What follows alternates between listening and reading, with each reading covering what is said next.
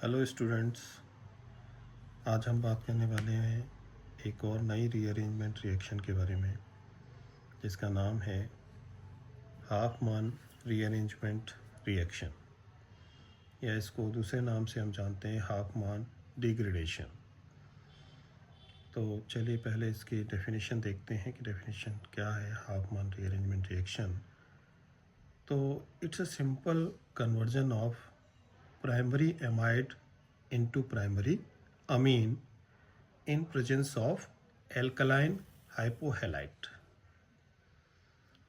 यानी primary amide का alkaline हाइपोहेलाइट की प्रेजेंस में प्राइमरी अमीन में बदल जाना हाफमान रीअरेंजमेंट रिएक्शन होती है। तो डेफिनेशन भी देखें तो a reaction in which primary amide react with alkaline hypohalite. Alkaline hypohalite means sodium hydroxide plus bromine या क्लोरीन, या सिंपली यहाँ KOH और दूसरा हेलोजन ले सकते हैं, क्लोरीनेशन करते हैं। तो change into primary amine with the loss of one carbon atom in known as Hofmann rearrangement reaction. यानी इस रिएक्शन में होगा क्या कि सिर्फ प्राइमरी अमाइड जो है वो प्राइमरी अमीन में कन्वर्ट हो जाएगा, और इम्पॉर्टेंट बात जो है वो ये कि loss of one carbon atom, यानी कि जो भी हम प्राइमरी अमाइड लेंगे उससे एक कम कार्बन का अमीन बनता है। तो चलिए रिएक्शन देखते हैं। रिएक्शन में जैसे हमने जनरल रिएक्शन ली RCONH2, जिसको हम कह रहे हैं primary amide, CONH2 amide group. अब क्या होगा, ब्रोमिनेशन किया, ब्रोमीन्स और सोडियम हाइड्रोक्साइड की प्रेजेंस में एक्वा सॉल्यूशन लिया एल्कलाइन हाइपोहेलाइट बनाकर। तो इसमें क्या हुआ, आपका प्राइमरी अमीन बन गया। कैसे बना, CONH2 में से जो CO ग्रुप है ये यहाँ गायब हुआ और NH2 रह गया अकेला, तो R डायरेक्टली कनेक्ट हो गया NH2 से, तो प्राइमरी अमीन बन गया। बाकी रेस्ट आपके बाय प्रोडक्ट रिमूव हो गए। यहाँ पर R क्या हो सकता है, R में भी एलिफेटिक भी हो सकता है, एरोमेटिक भी हो सकता है और हेट्रोसाइक्लिक भी हो सकता है।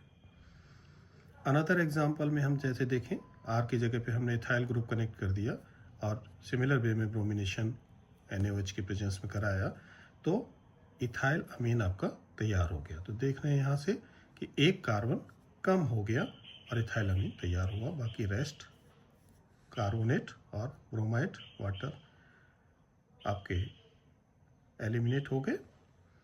सिमिलरली अगर हमने कोई दूसरी रिएक्शन ली जहाँ पर एरोमेटिक पार्ट लिया, बेंजीन के साथ बेंजामाइड लिया, सेम वे में रिएक्शन कराई, तो CONH2 से CO ग्रुप गायब होते हुए NH2 में कन्वर्ट हुआ, रेस्ट इज बाय प्रोडक्ट।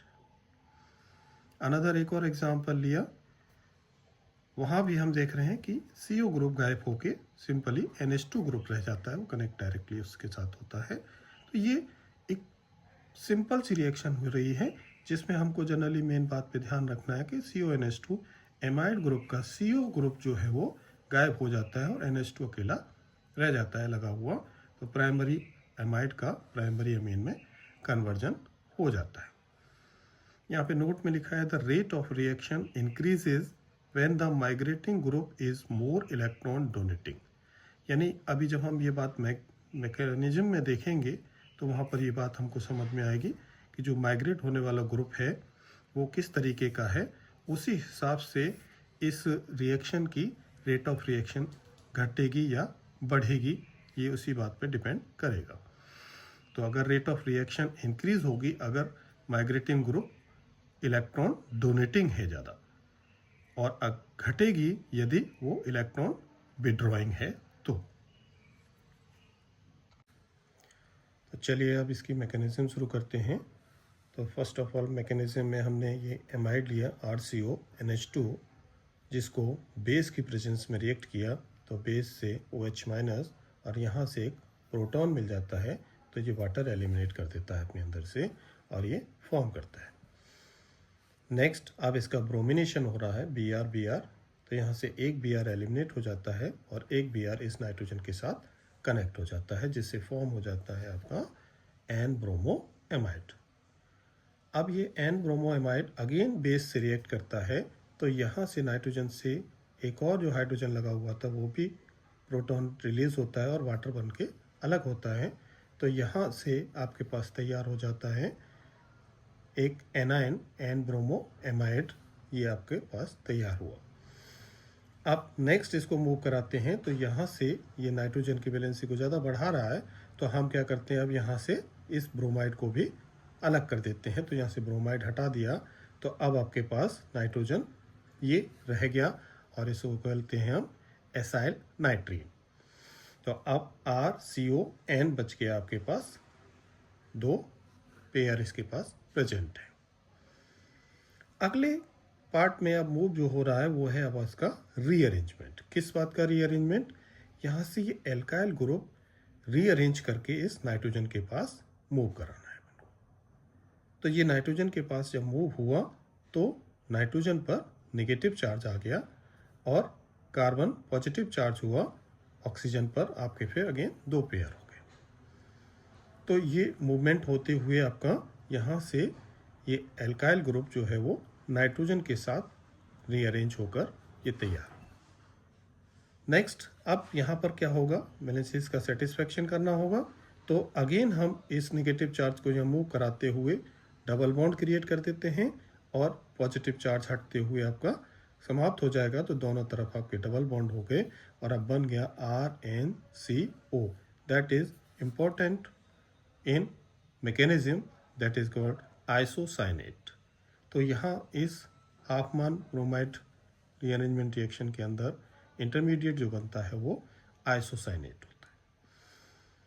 अब जो आइसोसाइनेट बनता है अगेन बेस के साथ रिएक्ट करता है, तो बेस OH आपका यहाँ इस कार्बन के साथ कनेक्ट करता है, एक बॉन्ड ब्रेक करता है।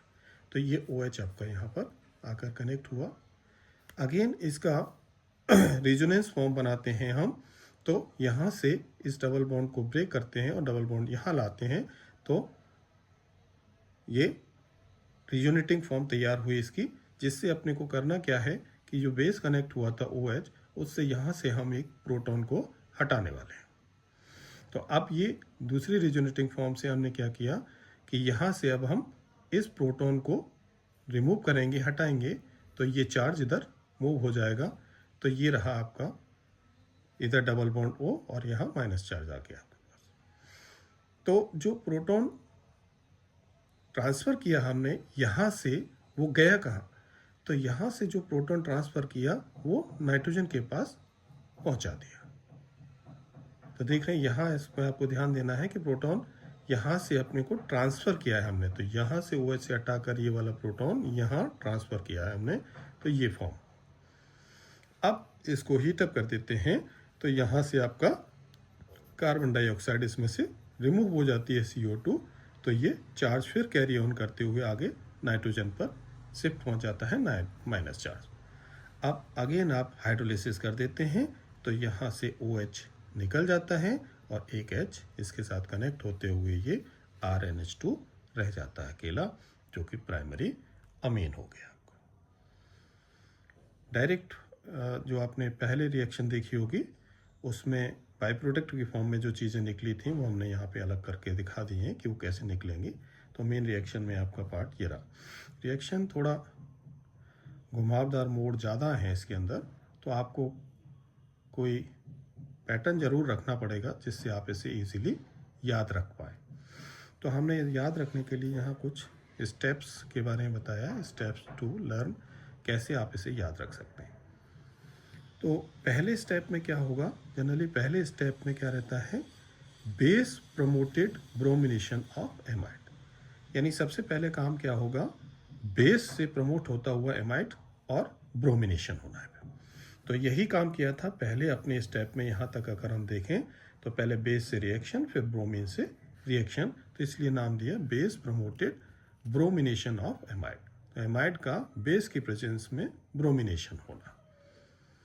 दूसरे में क्या हुआ, बेस से जो है एब्स्ट्रैक्ट होता है एक प्रोटॉन फ्रॉम नाइट्रोजन, नाइट्रोजन पे से प्रोटॉन हटता है जो एक अनस्टेबल ब्रोमोएमाइड एनाइन बनाता है। आपका जो अनस्टेबल ब्रोमोएमाइड बनता है वही क्या करता है फिर आगे जाके रीअरेंजमेंट करता है, माइग्रेशन करता है आर का, जैसे कि हमने यहाँ पर देखा है कि आर ग्रुप का माइग्रेशन होकर नाइट्रोजन के पास वो पहुँचता है।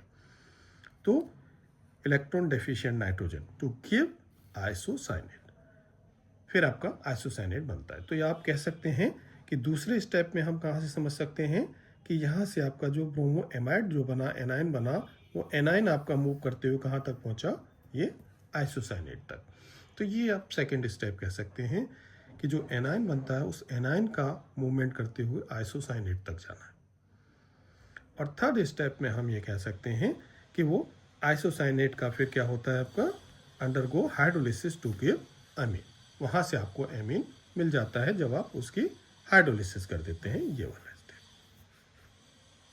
तो कुल मिला के रिएक्शन मैकेनिज्म है सिंपल, लेकिन कई टर्निंग पॉइंट्स हैं जिनको आपको स्पेशली थोड़ा ध्यान देना होगा कि कहाँ से कौन सा पॉइंट कैसे होता है। अगर आपने एक भी मिस किया तो फिर प्रोडक्ट पर नहीं पहुँच पाएंगे। तो आपको मेन फोकस जो रखना है कि एमाइड में से CO ग्रुप को गायब करना है और NH2 को इसके साथ कनेक्ट करना है। तो वो कैसे कैसे मूवमेंट होते हुए आए हैं, पहले आपके अमीन पे से एक प्रोटॉन हटा, फिर ब्रोमिनेशन किया, ब्रोमिनेशन होने के बाद अगेन एक प्रोटॉन वहाँ से हटा और ब्रोमो एनाइन बना। ब्रोमो एनाइन के अंदर फिर आपने माइग्रेशन करना है और माइग्रेशन करके आपका आइसोसाइनेट बनाना है, और उस आइसोसाइनेट का आपको रिजोनेटिंग फॉर्म करते हुए हीट करते हैं, कार्बन डाइऑक्साइड रिमूव करके फिर हाइड्रोलिसिस करनी है। जब हाइड्रोलिसिस करेंगे तो प्राइमरी अमीन आपका मिल जाएगा। है सिंपल, एक दो बार ट्राई करेंगे तो आप मूवमेंट को ध्यान रखें कौन सा कहाँ से होता है, तो हो जाएगी।